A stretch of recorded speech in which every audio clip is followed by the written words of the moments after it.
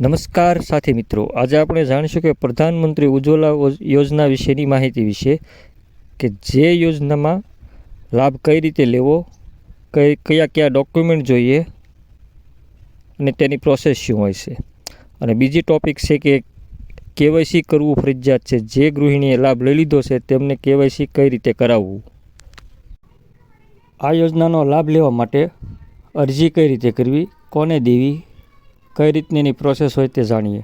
આ યોજનામાં ઓનલાઈન પણ તમે ફોર્મ ભરી શકો છો, તમારા મોબાઈલ અથવા કોમ્પ્યુટર દ્વારા, અથવા તો નજીકના CSC સેન્ટર અથવા તો ઓનલાઈન અરજી કરતા હોય તેની પાસે જઈને, અને નકર નજીકની ગેસ એજન્સી ઉપર જઈ અને જરૂરી ડોક્યુમેન્ટ જેમ કે આધાર કાર્ડની કોપી, રેશન કાર્ડની કોપી, આધાર કાર્ડમાં રેશન કાર્ડમાં રહેલ નામમાં જેટલા નામ છે તેમની આધાર કાર્ડની કોપી, પાસપોર્ટ સાઇઝનો ફોટો એટલું લઈ જઈ અને ત્યાં ફોર્મ ભરી શકશો.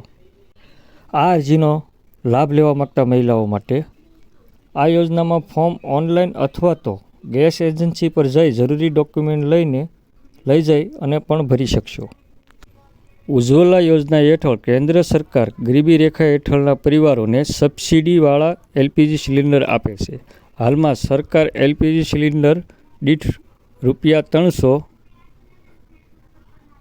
સબસિડી આપી રહી છે. એટલે કે સરકાર આ યોજનાના લાભાર્થીઓને માત્ર ₹600 LPG સિલિન્ડર આપી રહી છે.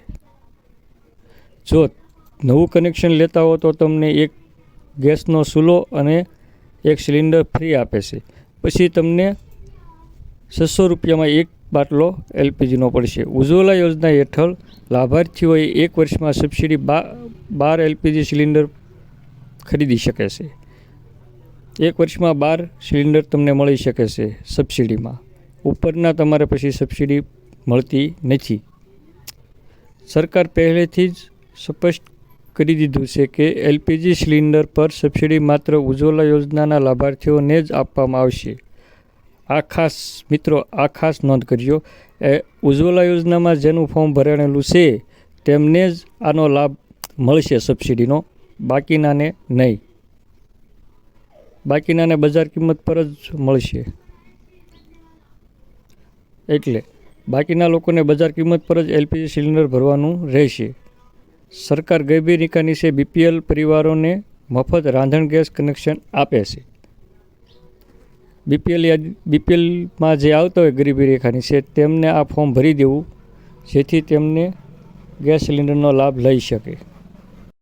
જે મહિલા કેન્ડિડેટ ઉજ્જવલા યોજનાનું કનેક્શન ધરાવે છે તેમને KYC કરાવવું ફરજિયાત છે. જો એ KYC નહીં કરાવેલું હોય તો તેમને સબસિડી મળશે નહીં.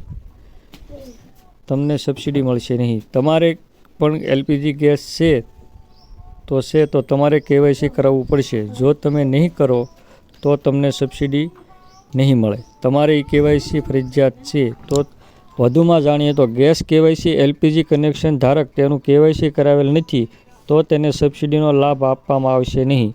બાયોમેટ્રિક KYC કરાવવું ફરજિયાત છે, જે 25 નવેમ્બર 2023થી શરૂ કરવામાં આવ્યું છે અને KYC પૂરું કરવાની તારીખ છે 31 ડિસેમ્બર 2023 સુધી કરી શકાશે.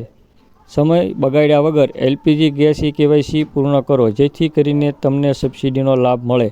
જે ઉપલા ₹300 મળે છે સબસિડી, તે તમને KYC કરાવો પછી જ મળશે. ત્યાં સિવાય તમને સબસિડીનો લાભ મળી શકશે નહીં.